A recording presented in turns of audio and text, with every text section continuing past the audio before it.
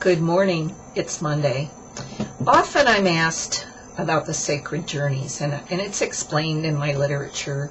You know how it is on your path when something's yours to do? And I don't even understand it. I can't even say to you before I set up a journey, this is what I'm going for. And usually I set dates. Sometimes the dates change. I find out later why they change. A name comes to me for the trip, or sometimes in the case with Malku and I, the name is created, or he has, Malku's my Peruvian shaman and guide who helps me with everything on the sacred journeys to Peru, and sometimes he will be given the name of a trip. And maybe we don't fully understand the name at the time, but certainly as the journey moves on, we do. The reason one would be guided to take a sacred journey is because of a few reasons. One is they're being guided by their souls to take them out of their comfort zones. You can make changes inside yourself from anywhere, truly. If you were fully ascended, a sacred journey would be probably not necessary. But what a sacred journey does for you and for me and for the group who participates is it takes us out of our comfort zones, and there are always initiations associated with the vortexes and the sites, the challenges, the people interacting with one another, and of course the coincidences that occur. And in the end, for each person, they can usually put together individually what their initiation was. And for the group in general, there is always a purpose. And this is what I wanted to talk to you about. People are called together as a group to join hearts at a sacred site because they have information to exchange with the site, and the site has information to exchange with them. Information in the form of vibration, light, feelings, understanding. And as each group is called together, for example, this next Peru trip, I named it originally the Children of the Sun Return because I felt in my heart that many of us have received codings, and then we go to various places and we interact, and these codings awaken within us and awaken and hold space at the vortex we're at.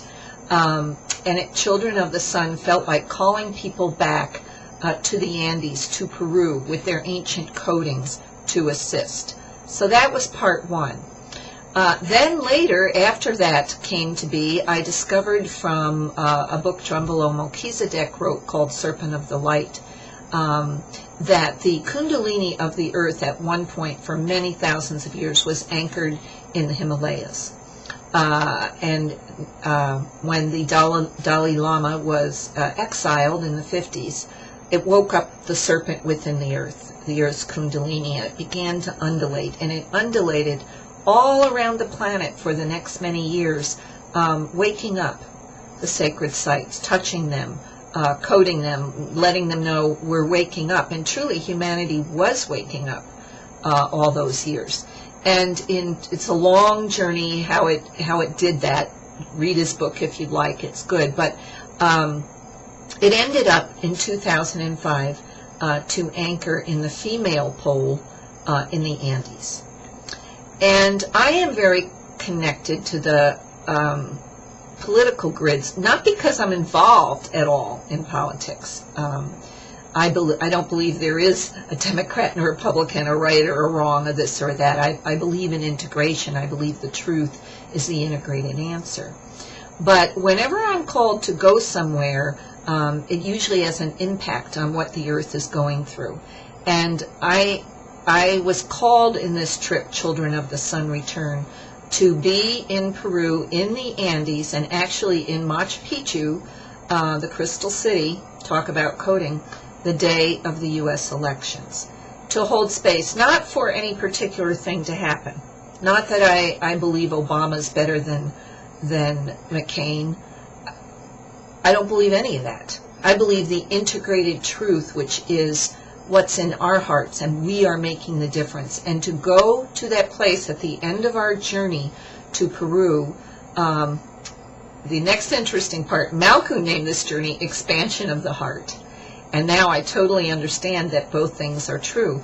We're going to start out in the Valley of the Condors, Then we're going to Bolivia, to the islands of the sun and the moon in Lake Titicaca. Then we're going to the Sacred Valley and spend time in Cusco and all the sacred sites in the Sacred Valley, to finally end up 15 days later at Machu Picchu on November 4th. We will have changed. We will have changed individually. We will have changed as a group heart. And we will be holding space and coding for the integration of consciousness on our planet on this very powerful day. So there is a calling going out. And why the sacred journey? Are you being called? Is this something inside yourself individually that you're drawn to? You know it's your time to grow?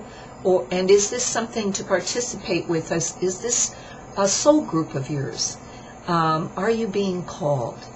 And so this Monday morning, I would ask you in your silence and in your stillness for a moment to really look into your heart. Perhaps you are being called with us. If not, perhaps you're being called to connect hearts with us on that day and hold space. Whatever the case may be, let me know. Send me an email. Let me know. You'll be participating in your heart, holding the consciousness of integration on our planet that day, while the group of us is joined in Machu Picchu. For more information about the trip, there's all the links here in my email. For those of you listening to this on YouTube, go to www.heartlights.net. I believe that's in the YouTube information. And also, I'm including a link on a YouTube conversation with Malku and I about the inner journey of the heart and the expansion of the heart and the children of the sun. And that is also included, and it's called Shamanic Journey to Iowa. I think that's the name. And it's on my list of YouTubes. So thank you very much this Monday morning. I'm excited about our trip. It's October 21st through November 6th. Feel it. Feel it and join us no matter where on the planet you are. And have a great Monday. Thank you.